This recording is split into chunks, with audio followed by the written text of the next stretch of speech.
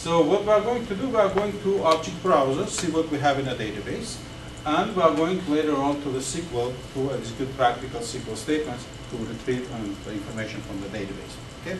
So what we need to do that, we need to go to the object browser, click on object browser, and when you click on object browser, you will see that information on the navigation panel is automatically updated. Okay. So it shows the tables, and database contains more than these tables. It contains maybe say 500 different tables, but these tables are not visible to the user HR, human resources user is not cannot see them. These tables are only tables which are visible to the user HR. Okay, and we are going to play with them. So these tables are countries, departments, employees, jobs, job history, locations, and regions, which you may see can be actually what HR user may need. Okay, may need. So first of all, let's go and investigate employees table. I click employees table, and I'm going to see employees table design. This is how the table is designed. What you see in this spreadsheet are table field names. This table employees contains following fields. Okay, they are listed vertically, but in reality they will be listed horizontally. Okay, but this is a design view. We are not. This is not full table. It's basically how the table is designed. This table has employee ID, first name, last name, email, phone number, hire date, and so on. Observe that all field names are one word. That's very important. Okay. Now, after that, we have a field which is called data type, which essentially determines what kind of data we are allowed to put in appropriate field. Because we don't have complete freedom over there, we have to be very specific. Okay? So data type is basically classification of data in a database, okay, or programming languages. But in this particular case, it's a classification of data. We determined, or actually with the design time, we determined what kind of data we're allowed to store in this particular field. In this case, you see that we have employee ID, and employee ID might be anything. It might be a combination of social security with alphabetic numbers, right? It might be, say, kind of a letters and numbers, right? It might be anything. Let's look at the data type. What we're allowed to store here. It says number. It means that employee ID should be definitely a number. We are not allowed to put alphabetic characters there.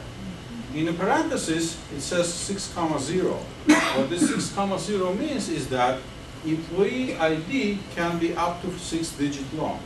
Okay, that's the maximum value of the employee ID. And maximum number you can create with this 6 digits is almost 1 million, right? -1. So it's more than enough. So very few companies, I don't know if there's any company that employs 1 million people. Okay? So, and then comma 0, 0 after comma means that this is this number should be whole number, no decimal points. 0 means number of decimal points. So, with other words, we're expecting to be integer here. Okay? It does not say range, it says a maximum value only. Okay? So, and then next value says nullable. It says null. What it means here is that employee ID shall be entered at any time. Okay? Every time you enter a new employee, employee number should be provided. Okay? There is no default value, and then the last one is the primary key says 1. It means that it's a primary key for this table. So employee ID, with other words, should be unique.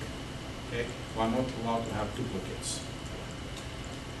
After that, we have first name, which is called varchar2. Varchar stands for variable character length. And in parentheses, we have 20. It means that we can enter variable characters string up to 20 characters long. So with other words, it should be string 20 characters long max. Okay, first name. First name cannot exceed 20 characters. Next, it says nullable. Yes, it means that if you like, you can skip first name when you enter a new employee. Okay. Last name is varchar25, which is 25 character long string. It means that the last name can go up to 25 characters. Email, 25 characters. Phone number, 25 characters, also variable character string. Hire date is a type of date. It's a specific format of information, and that format is called date. Job ID is varchar2, also 10 character long. salary is a number 8.2. It means that salary can be max 8 digits, 8-digit number with the precision of decimal points. Okay. So commission percentage is a number 2.2. It means that commission percentage is commission which person gets with each sale. Okay. So and then it's specified with the number maximum 2 digits, integral digits, and 2 decimal digits. Okay. A manager ID is 6.0, which coincides with the employee ID. And department ID is a number 4.0. It means the whole number, maximum 4-digit long, with no decimal digits. Okay. That's how you interpret this table. That's how it is designed. Okay. Any questions? What is nullable? Sorry? Nullable, the third one. Nullable is essentially means you can skip the values. Nullable in the database world means that at the time when you insert the data, if you don't know the value for that field, you can skip it. Okay? Essentially, you don't specify that. Now, if it says yes, it means that you can skip first name. But if it says no, it means that if you're entering person and that it's not nullable, you have to provide it. Otherwise, the database will not accept that information. Okay? You will not be able to enter that information into the database. What is the default for? Default, it means that whenever you don't specify, it goes, default value will go there. Okay?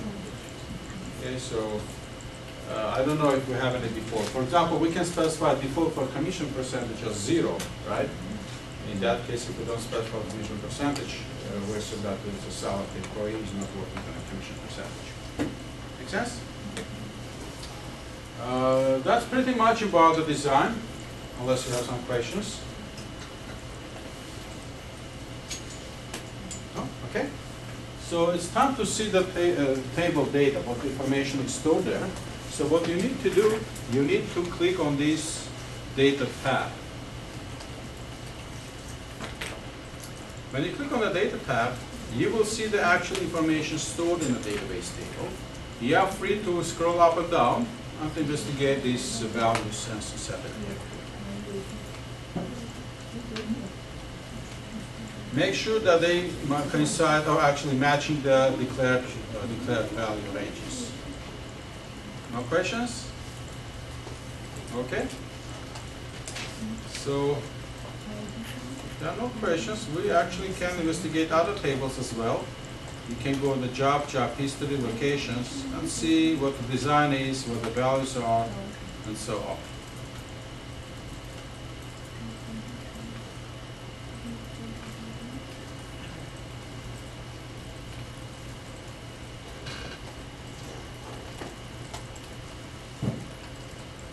Now, these tables are relatively small, and it is possible to visually go and inspect these tables and preview information visually. But if you have, say, hundreds of thousands of employees, scrolling up and down will not be possible at all. Okay, the database will not allow you to do that. So it means that we should be able to retrieve information programmatically using SQL language. SQL is actually a language which allows us to do that. Okay? So we have to be able to ask the database politely, so retrieving particular information. Okay. Now, statement for that ask might be come in the form get me or retrieve me some information, whatever. But historically, it turns out to be in the form of select. Okay. So it's essentially about going select some information from this database table. So this is the select statement. We have also other 3 statements: insert, update, and delete for appropriate insertion of data, updating the data, and deletion.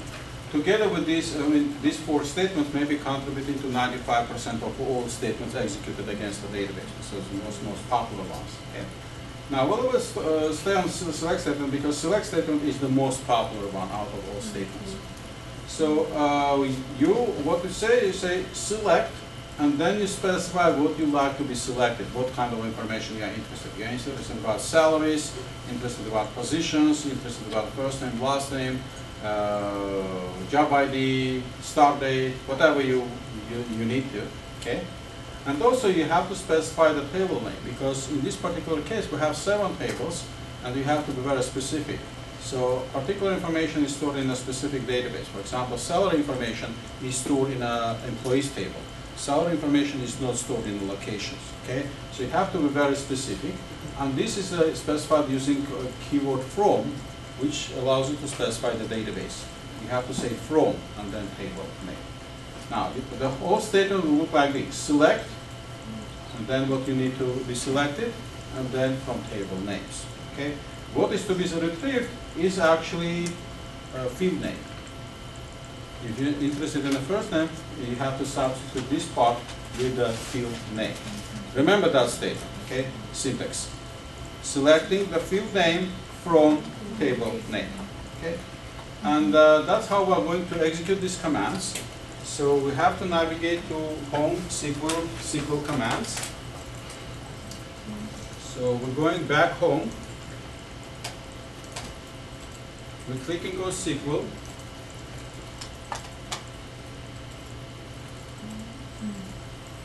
I'm clicking on SQL commands.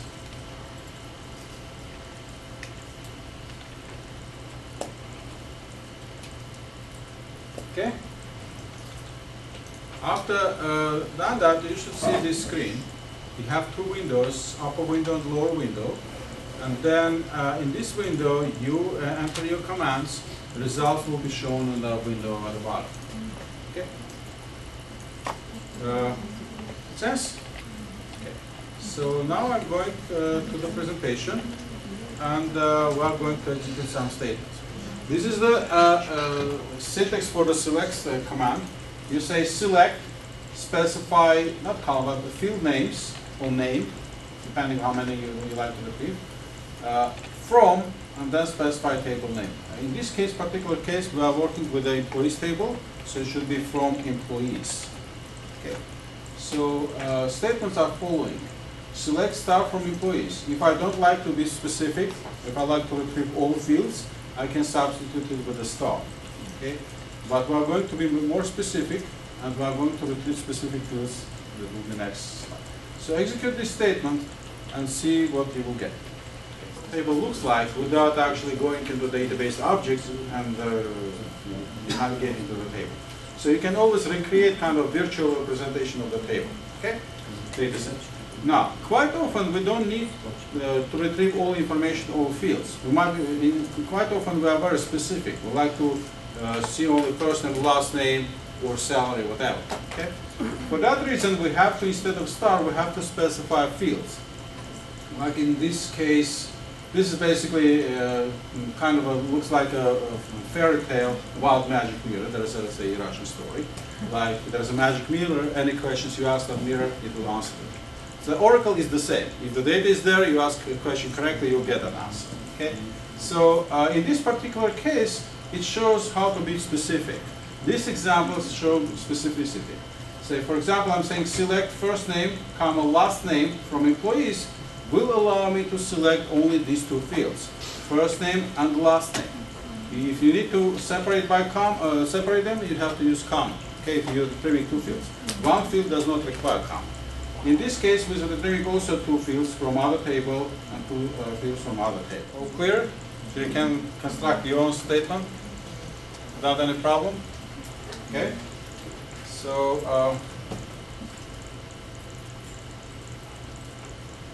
now, in these select statements, we retrieved basically fields, but we retrieved all records. We retrieved specific information about records, specific fields about records, but on the other hand, we retrieved all records. If, for example, we have 100 employees, we retrieve 100 first name and last name. Okay?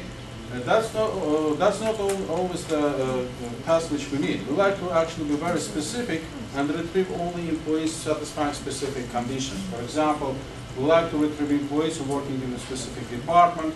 We like to retrieve employees who started to work 5 years and 5 years back, and so on. Situations might be numerous, and most of the cases you need to use that filter. You have to apply filter. You retrieving specific information, specific field, but also the fields actually allows to restrict information by fields vertically. But also you like to apply horizontal fields. Retrieve not all records, but some specific records. Okay. For that reason, we have to implement Boolean operations, Boolean operators, and Boolean values. That's what we're going to do here. In this particular case, I use Boolean expression, which looks like this. I'm saying select star from employees. Essentially, I'm retrieving all personal information from employees where salary is greater than 5,000. So this Boolean operator, a Boolean expression, salary greater than 5,000, is actually can have only two answers, either yes or no. Okay, that's the point. If the record, particular record, satisfies this condition, that record will be retrieved and be shown to you. If record does not satisfy that condition, it will be skipped and you will never see that. So, and then I'm saying star from employees where salary is greater than 5,000. Now, also I might be interested in department ID, marketing department ID. Okay, that's how I specified here. Now, department name equals marketing. I mentioned that previously, that SQL language is not case sensitive. But the values which you specify here in the Boolean operators are case sensitive. And if it's numeric value, you don't need to encapsulate in a single quotes. It's alphabetic values, you have to encapsulate with a single quotes. Okay, that's a syntax. In this particular case, 5,000 is not encapsulated in the quotes because it's a numeric value. Marketing is alphabetic value. You have to encapsulate with a single quotes here. So logical operators or logical expressions are encapsulated in the select statement using where keyword. Okay, where keyword should stay that will be the last one, and then the statement looks like this: select something from departments or what the table name, where, and then you specify where that logical condition, where, and then, for example, department name equals marketing, where salary is greater than 5,000, where. Where it actually allows you to implement this logical statement, okay, logical filter. In this last statement, say select employee ID from job history where department ID equals 80. So job history is a table which contains information about employees who left the company, who is no longer in the company. And then this statement, if we translate it in the English language, it means that I'm interested in people who are working in department 80 and no longer with the company. Okay, so that's how translation is. In SQL language, it will look like this. Okay, statement remains the same. It's the same syntax. Basically, I added additional logical statement, logical filter with the keyword where. Okay. So, and this is called predicate. So basically, logical statement is called a predicate. Okay. So we can use following logical operators in the predicates: equal, greater than, less than. Greater than equal, less than equal. Non-equal is two angle brackets. Okay, non-equal. No exclamation mark, just angle brackets here. So we can actually have many Boolean operators combined together, and this is an example of two predicates combined. I'm interested in personal information from employees, for employees who work in department 60 and who are making more than 3,000. Okay, these two conditions, logical conditions filter, are applied here. Okay, people who are working in department 60 and making more than 3,000.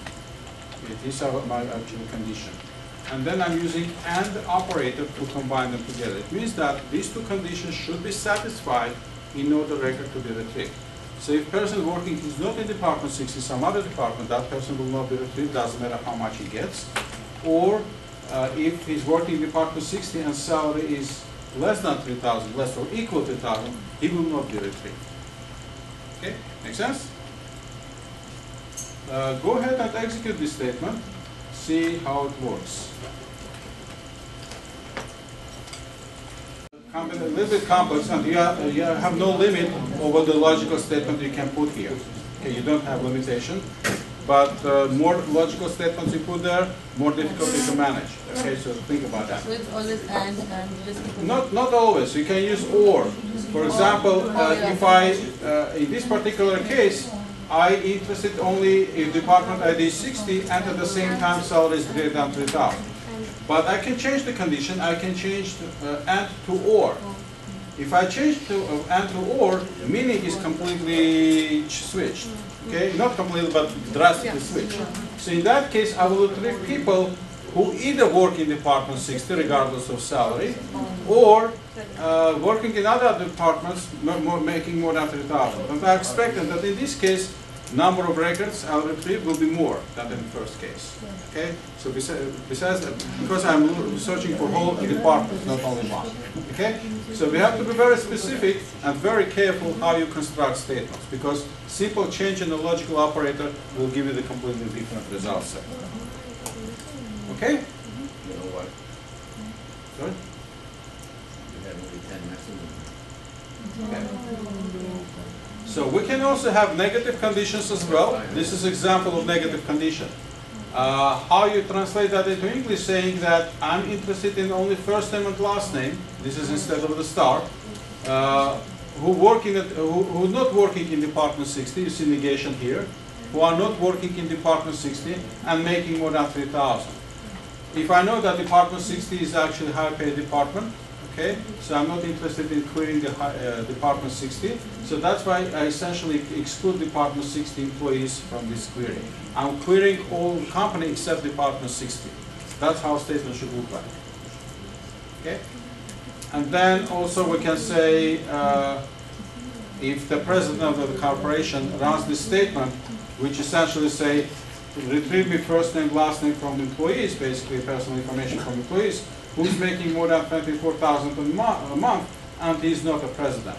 And if this statement does not retrieve anyone, president feels lucky. Okay?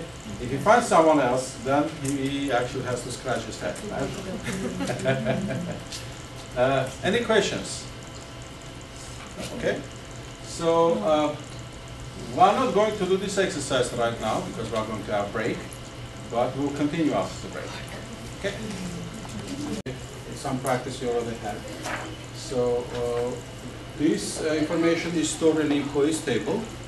Essentially what your task is just to convert these statements into the SQL statements. Okay?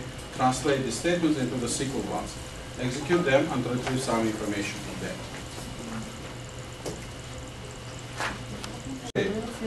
Okay. So that will retrieve a few people, depending on your database who work on that database before. It may get more or less people than here. Okay. But most important, that select statement should look like this. You're retrieving everything from employees, all fields from employees, satisfying this condition manager IDs 1 or 3. Okay. So going to the second exercise, that how much Louis Pop is making a month. Essentially, I'm interested in not all fields. I'm interested specifically in salary. Okay, from employees. Now, condition should be the following: where first name equals Luis,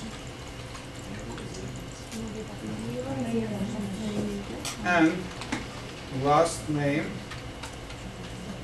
equals Pop.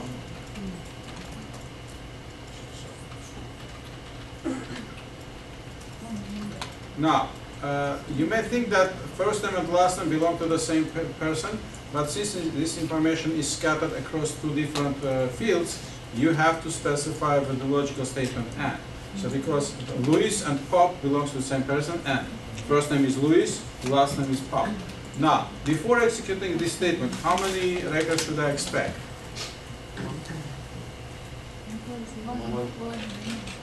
0 or more. If there are several Luis Pop in a company, I'll get several results. If there is no Luis Pop in a company, I'll get 0. So all results are valid. So don't try to squeeze and make sure that you get at least one. It's not the case. If you get 0 results, that's a valid answer. So in my case, I'm getting 1,6900. That's the salary for one Luis Pop person existing in the company, working in the company. If there are 2 Luis Pops, we'll get 2 records. You see that it says 1 row return? It means that you have 1 record in the database only. Make sense?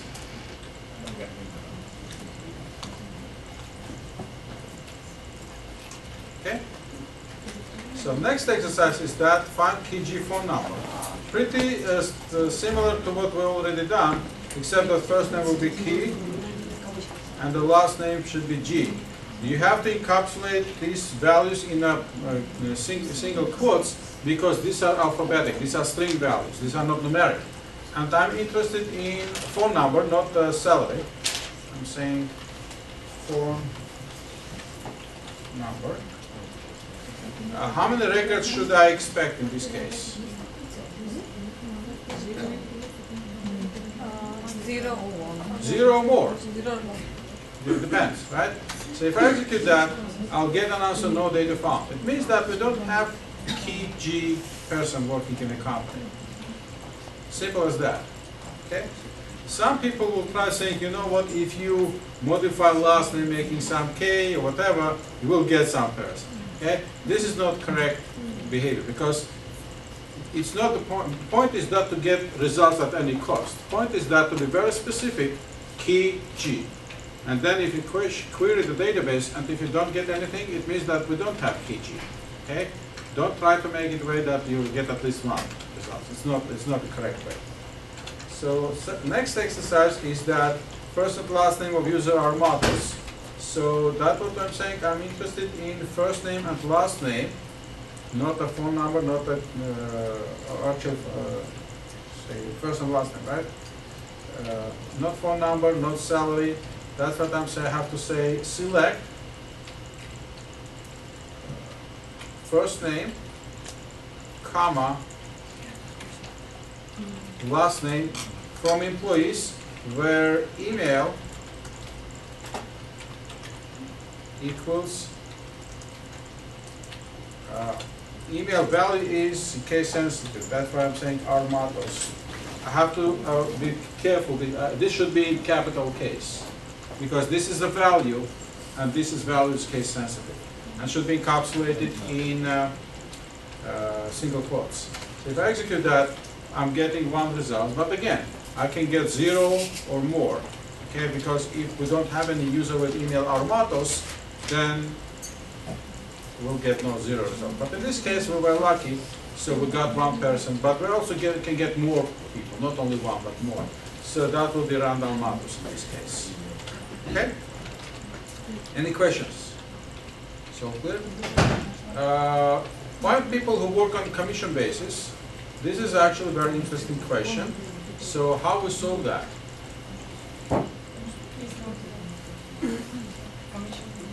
So select, I'm interested in all information, all fields from employees where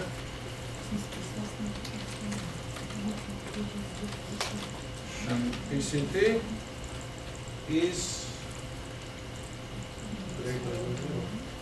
greater than 0, right?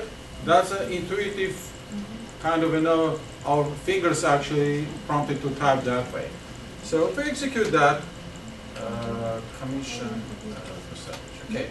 If I execute that, I'll get some results. In order to see how many I retrieved, I have to increase the result set. By default, you have 10 here type. Increase it to 200, okay, to see all people. And then if you run again, you will see whole list, which will be 35 rows. It means that 35 people are working on a commission basis. Okay? Now, if I rephrase this then, if I ask the next question, how many people not working on a commission basis? Okay, so I did 5 people who work on a commission basis. I got 35, right? Total number of people in a company is 107, right? So it means that the rest of the people are working on a salary. So 107 minus 35 will be something 72 people, right? So if I rephrase this, change the logical statement, I'm saying not equal, I should expect to get 72 records, correct? That's my calculation. Now if I execute that, I will get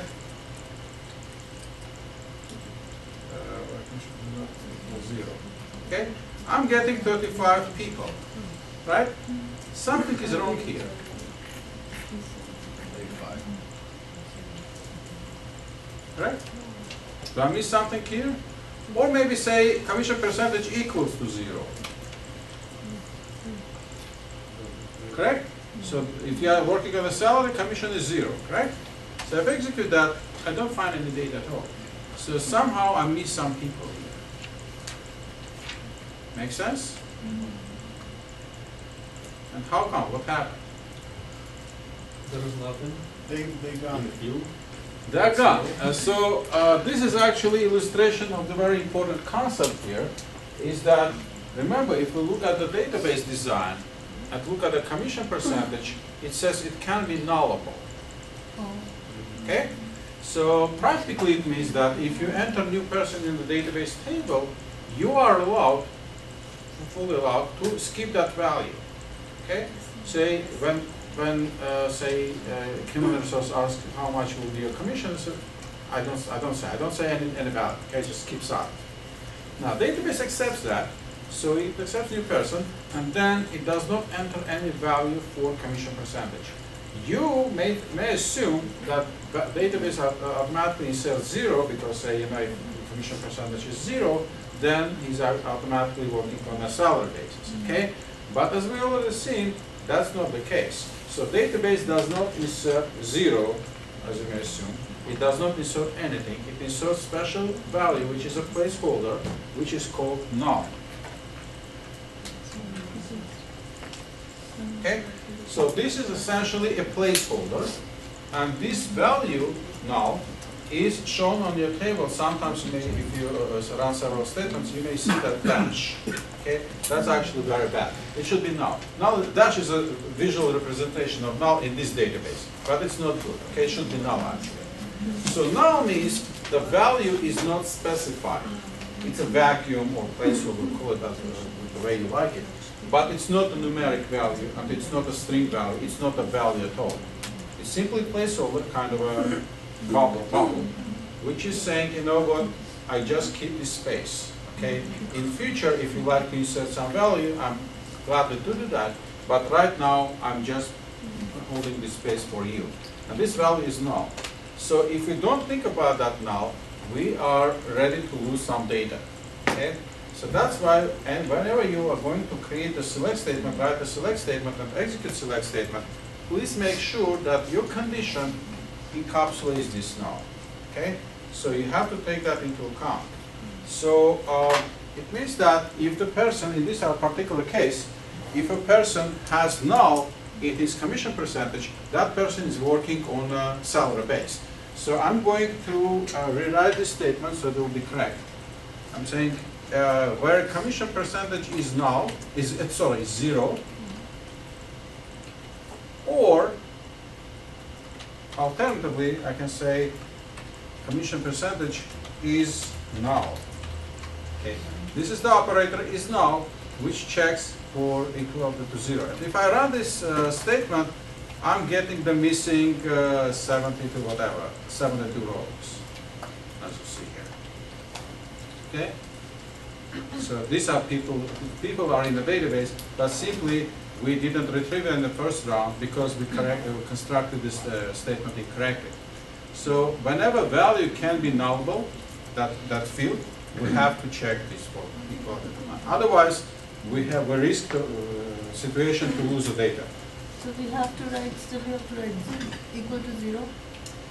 Yeah, because when you insert some people, I mean, when you hire a new employee, you can specify his commission percentage as 0. Let's say you enter 0. And that will be exactly the same as person is working on a salary base and he's not getting anything from the sales, right? Or you cannot provide that value at all, nothing, just skipping that value. Database will allow you that because the design of the database table is the way that it allows you to skip the data, okay, if you like to do that way. If you skip the data, database is not inserting 0 or any other value. It will insert a placeholder which is called null, which we have to take into consideration because we cannot use it in a logical statement and a standard one. We have to use this logical operator is null or is not null in order to count that situation. Okay? This is only for the fields which allow null. For example, primary key, employee ID, would not allow you null, so there is no point of checking with the null. Okay? But the commission percentage and the first name allowed to be null. Okay, you have to check first name as well because this, if you remember, these fields are allowed to be null. Also, manager ID. Manager ID also can be null. You have to check that, okay? So that's important, okay? Otherwise, there is a risk you will lose data or just miss some data. And we just write it is. Yeah, the operator is null or is not null. So this is the operator for, we're going to cover that. So is null or is not null. This is actually devil because people used to forget about this, which brings some consequences, okay? So you lose data. Think about that, okay? That's why it's always advisable to look at the design, database design, see how the database table is designed. I mean, what values can be set in there. Because otherwise, you'll risk, okay? Can you make it shorter, just equal to null? No, the operator is null. That's how it is. So zero or commission percentage is null. I'm just talking about to delete the zero or commission percentage. No, you cannot do that because 0 is valid value for salary-based employees. Okay, if you're working on for a salary, you can have a commission specified as a 0. That's valid value. You cannot skip that. But 0 is not null. Okay, so you have to check for both conditions, depending how it is specified. Find phone number of employee 1 to 3. Okay, we can do that. It's really easy. We are actually querying the same employees table. I'm interested in phone number. Employees where employee ID equals 1 to 3.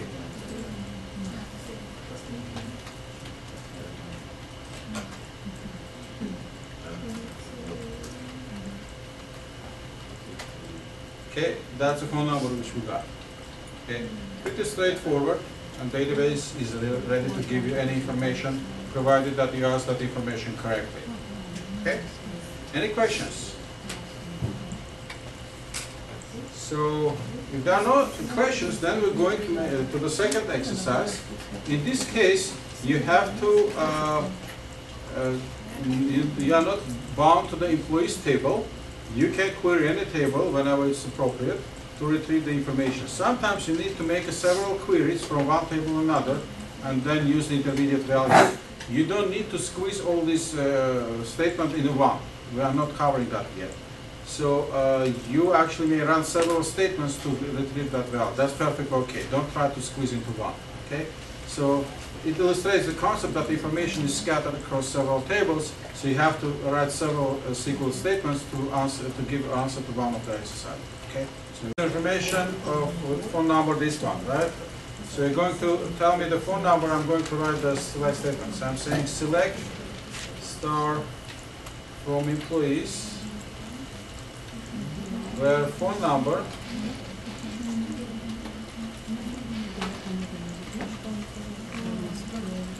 equals, and then tell me the number. 011, then 1644, 442, After 1011, 44 is missing. 011 Double 44 44, dot, and the rest is correct. so the 3 dots. Yep.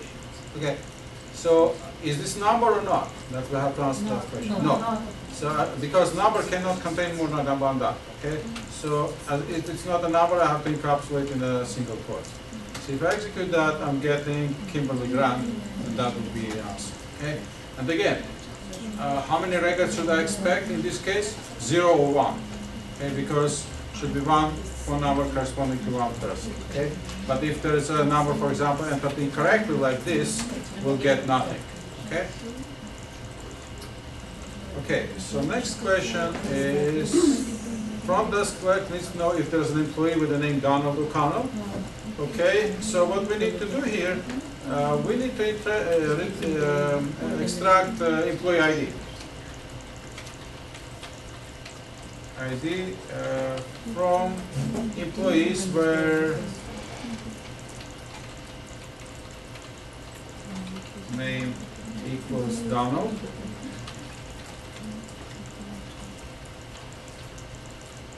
and last name equals O'Connor.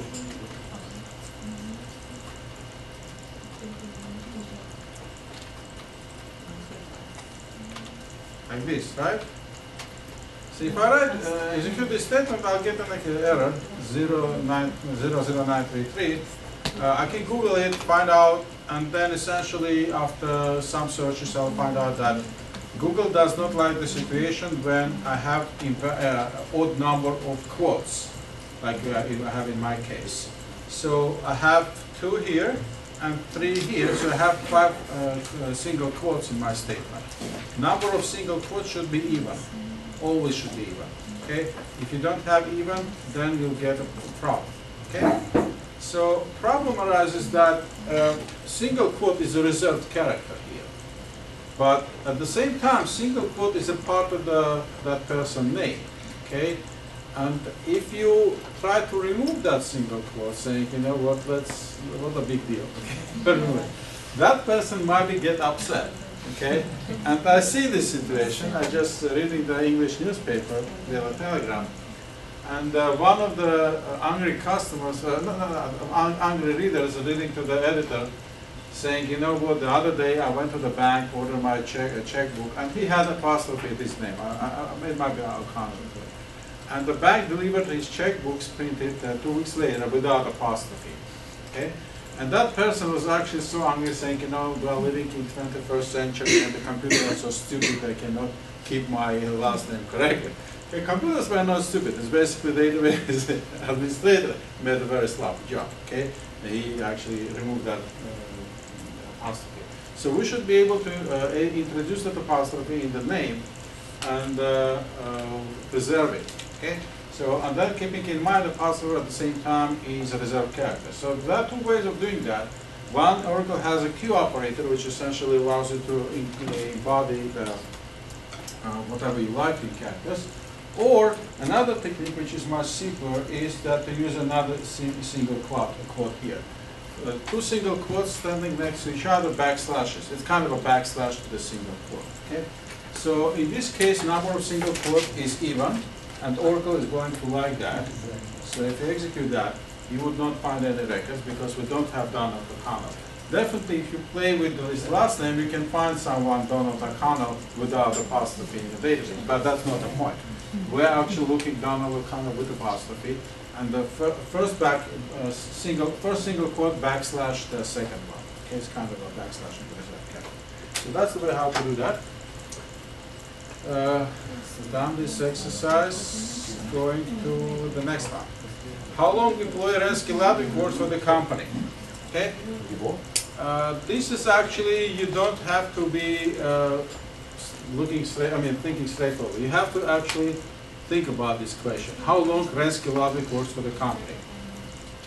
The very first question you should ask, is Rensky Ladvik still in the company or not? Okay, because if he is left the company, he's not going to be in employees table, he is going to be in a job history table. If he is still in the company, then we have to query employees table. So it means that don't assume that all information is in the employees table. Sometimes you have to go and look for information in other tables as well. So very first thing I'm going to do, I'm going to select his ID from employees, where first name is Raske. Okay. And last name is Ladvik.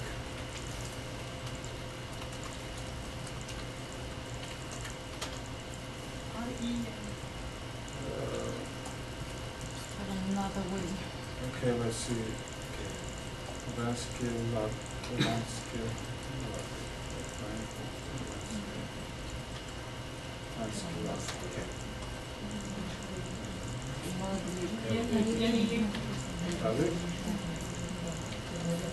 Okay, I did find the employee with the ID 137 in employees table. It means that this person, Rensky Ladvik, is still in the company. Okay, so next question is how long he works. So what I have to do, I have to retrieve essentially start date. I'm going to say hire date, right? Hire date. And it gives me 14th of July 95. Okay, I would like to know how many years, correct? In order to find out how many years, I have to subtract this date, 14th of July 95, from current date and time, right? And divide these values, which I'm getting the values in days, divide to the number of days in a year, right? So that's what I'm going to do now. I'm going to say sysdate. Sysdate is current date in Oracle database. Sysdate minus current date. This information will give a number of days in a number of time difference in days. It gives me 6,139 days, which is not, which is okay, correct, but it's not number of years. So I have to divide it by. What I have? 365.25, right? To be exact. Okay? So if I execute this statement, it gives me 16.81. Means that this guy is working for the company for 16, almost 17 years now.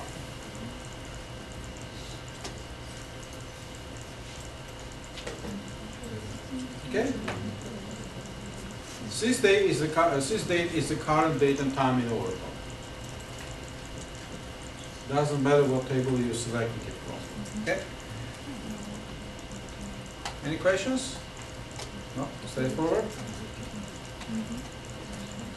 Illustrates the concept of having information spread across several tables. You have to find out where physical HR department is located, basic address. So this information is not in one table. So let's see where we can find it.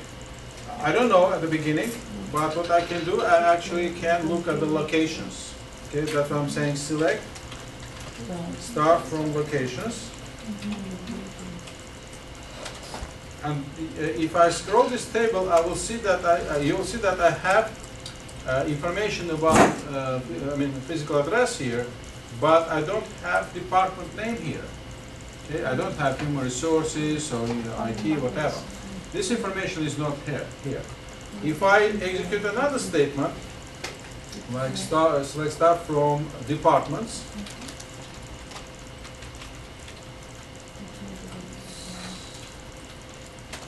you see that I have department name listed here, but I don't have locations. Now, if we investigate further, you will see that we have a department name, we have location IDs, which can be key to finding that information about the physical address. So what I have to do here, I have to say select location ID, ID from departments, where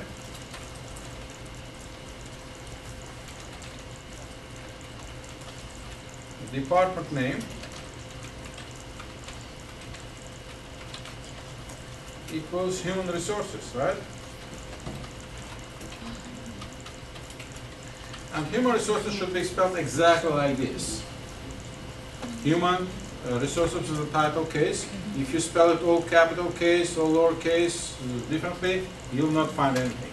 If I execute this statement, you will retrieve 2400, value 2410. Okay? So that's okay. I have 2400 at hand. I can go and find out what the address matching to 2400. Without deleting this first statement, I'm saying select, start from locations, so where location ID was 2400. And I can selectively, specifically give the second statement, which gives me address in London. Okay, so it means that the human resource department located in London. Okay, but this information I got as a result of two separate select statements. Right? So next question is, can I combine these two statements together into one? You can do that with join, but we haven't covered joins yet. So any other technique of doing that?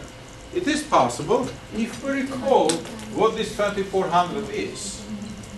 This 2400 essentially is a result of this statement, first one. That's why I can substitute this 2400 with this statement, right? Because the first statement evaluates to 2400. That's what I'm going to do. I'm going to say erase this 2400. I'm not interested in this value per se. I'm saying copy this and paste here. That's what it is. So I select this second statement and run it, and then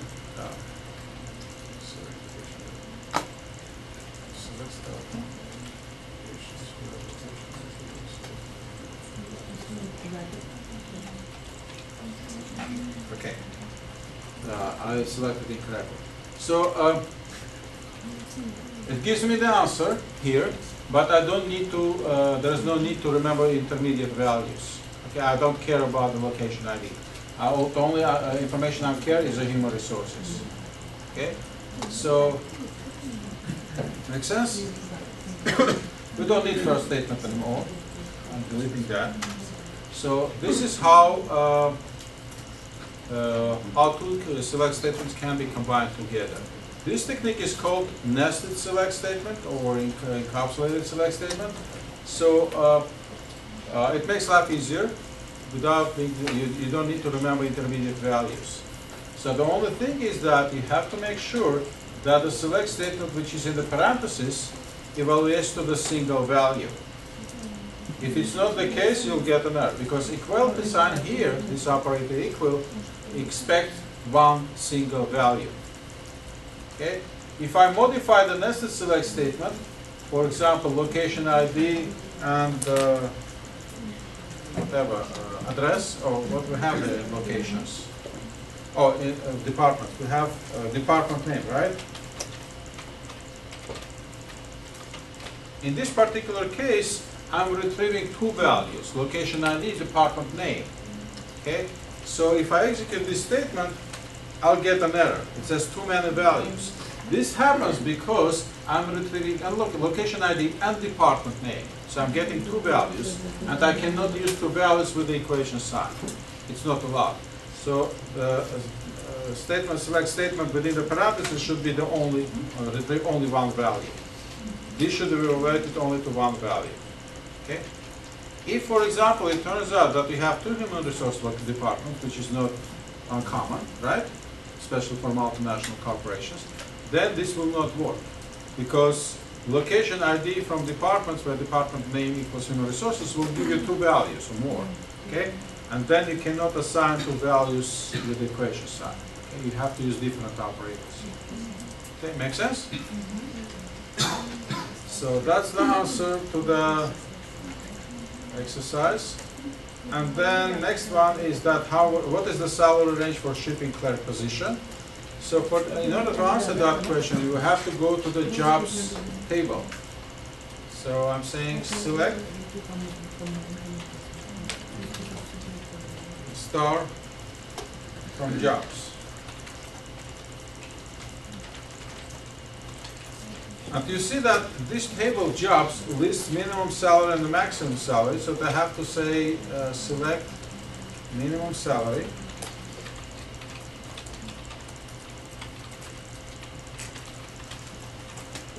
from jobs where job ID equals, I don't know, shipping clerk, SH clerk.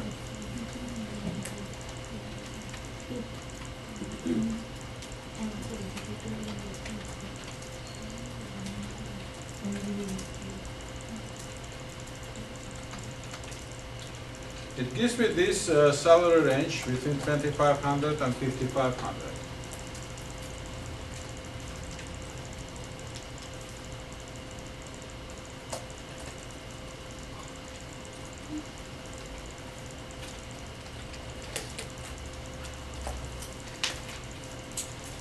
Okay? No questions?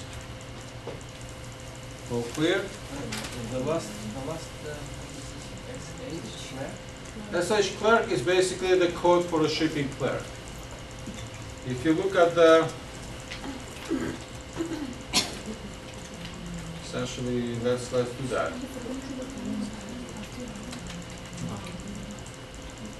this way you should use two statements, right? I Right. mean, if you don't know what's the job ID, I mean, you have only Yes. the job title. So Yes. the right thing to do is use job title instead of. Okay, job title. Okay, that's correct. We can change that with not job ID but job title. So equals shipping clerk.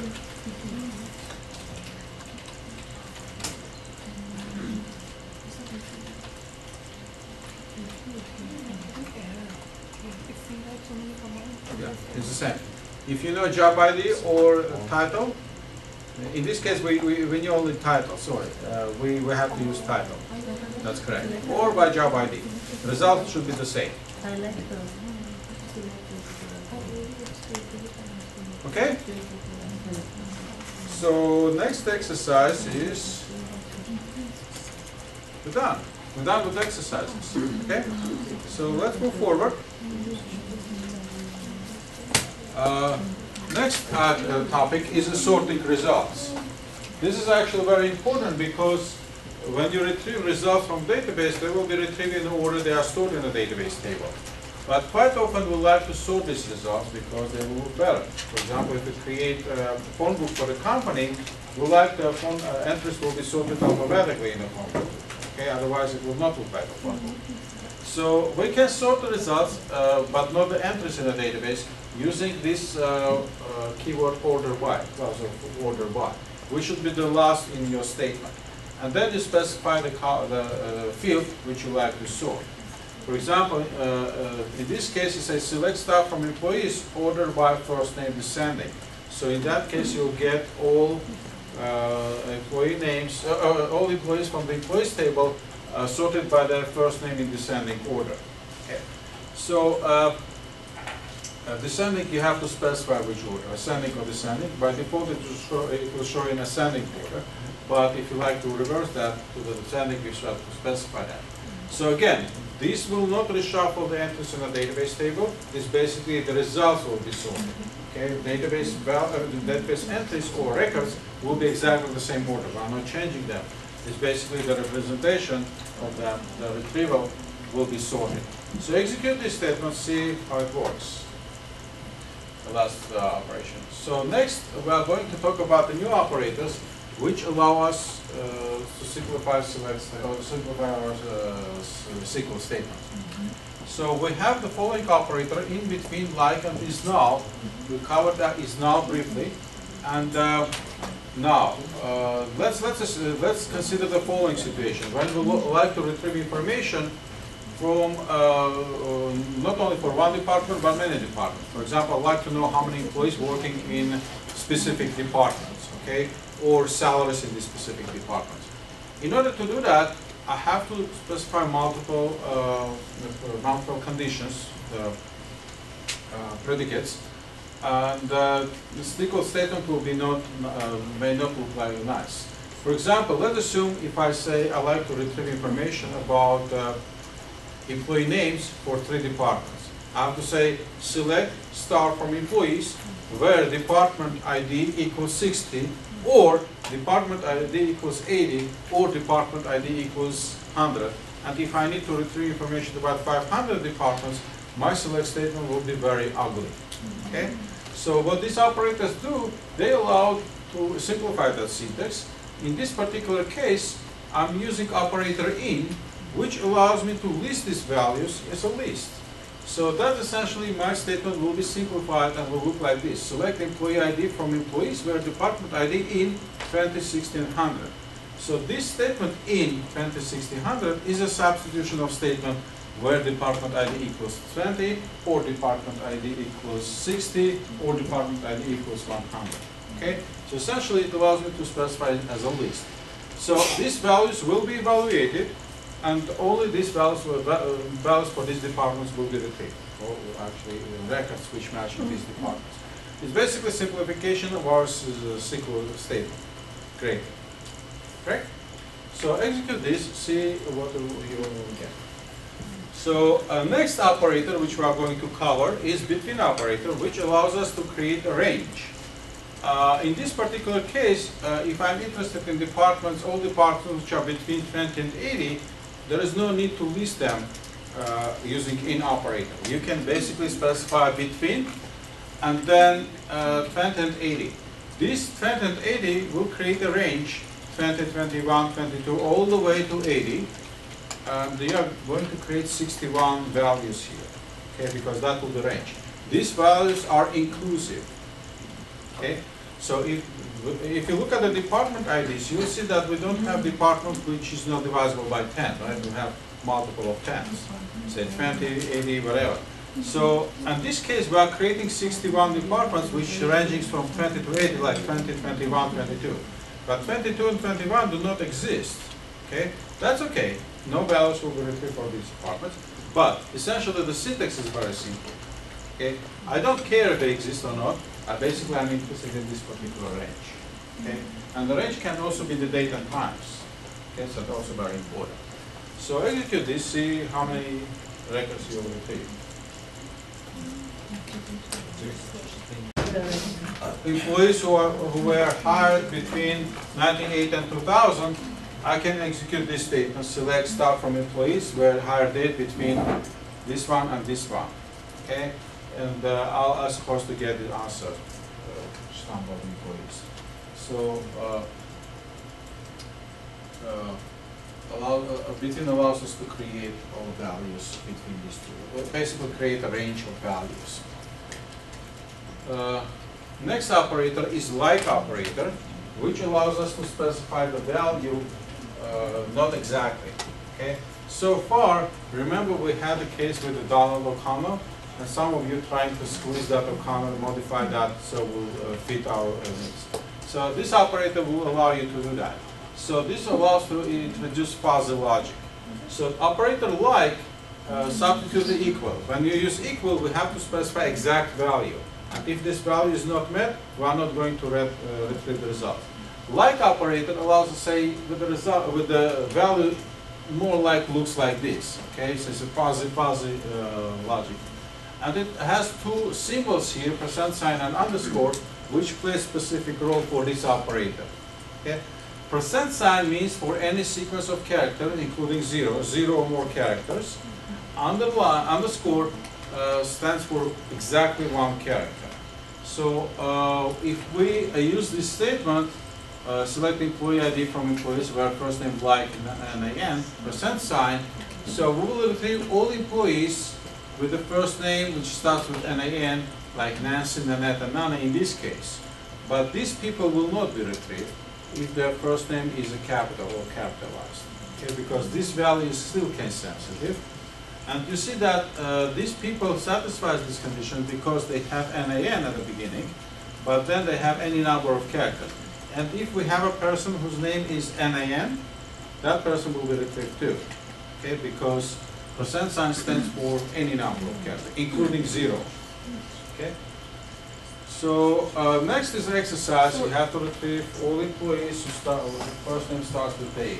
So this percent. Essentially, it allows us to check if the value is null, basically equal to that placeholder. This will actually return all commission-based paid employees. Is not null. Yeah, is more correct. Or greater than 0. We have to calculate that statement too.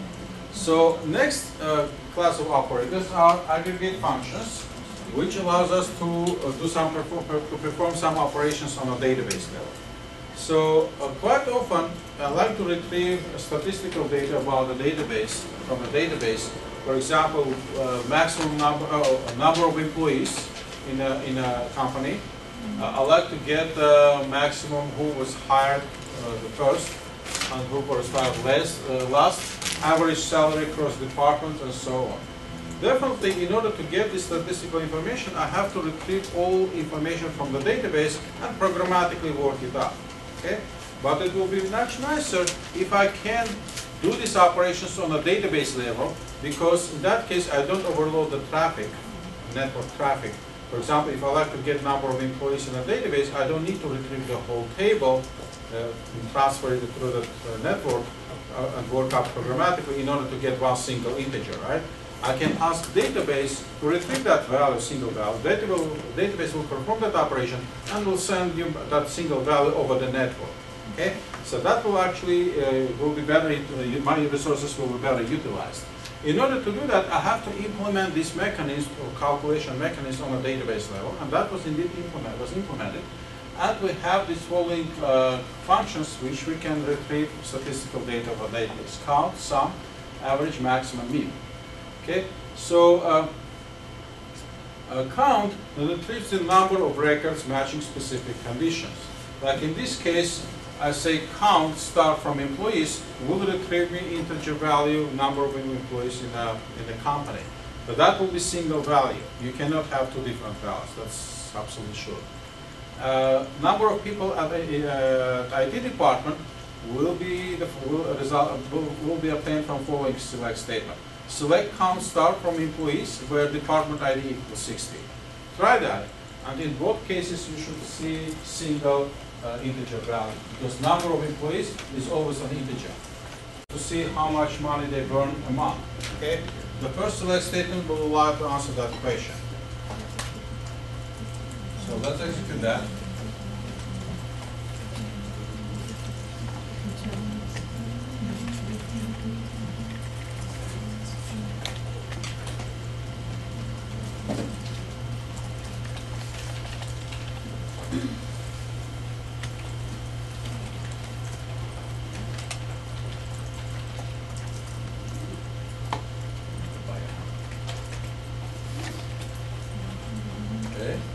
So, and we also can find out minimum salary in the company. So how much IT engineers get in average? 200,000, 214. No, no, 28,800. no. Oh, last one. Average salary for IT department. 5,000. 5,000 is more, is closer to the reality.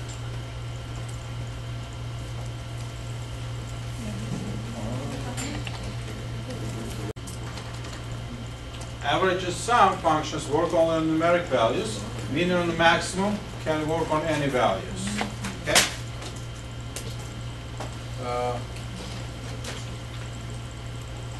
Let's do this exercise. You have to use aggregate functions in order to answer the equations. So number of employees outside of the US should be single value. What department employees from outside work in, that will be several values. How many employees work in the Bay Area, that will be several values. And number of people don't report to the manager also should be single value. Highest commission, it depends. Who is employee number one should be single value. And how many people work in each department. That should be multiple values.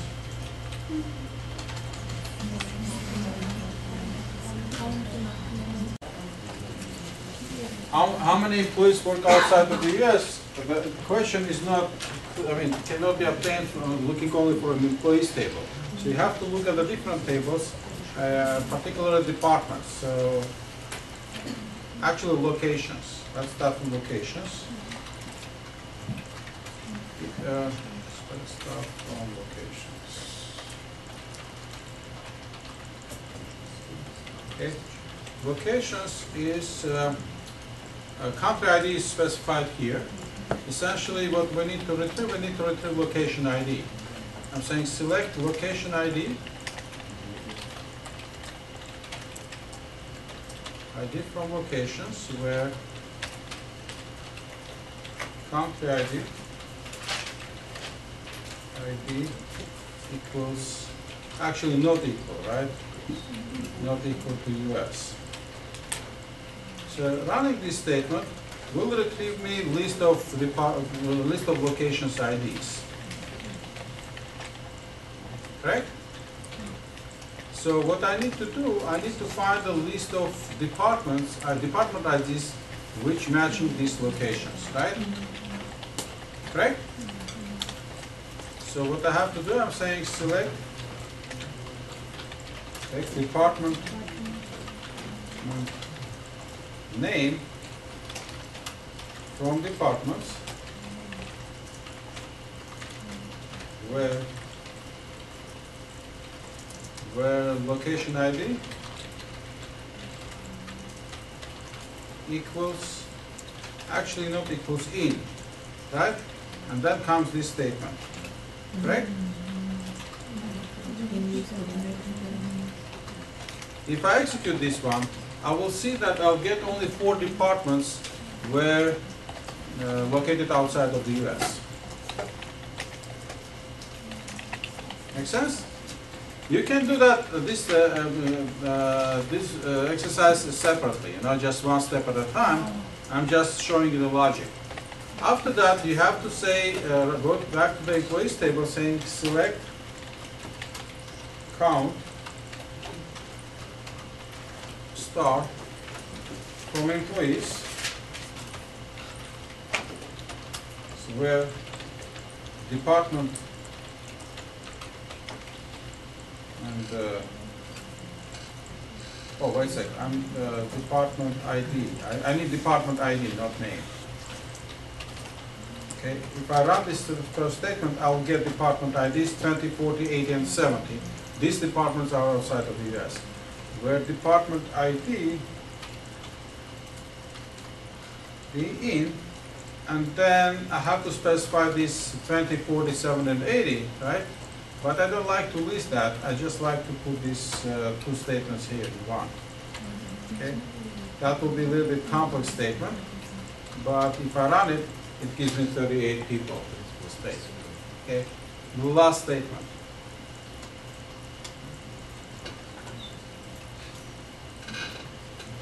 First of all, it allows me to give me the nested statement. This one, starting from right.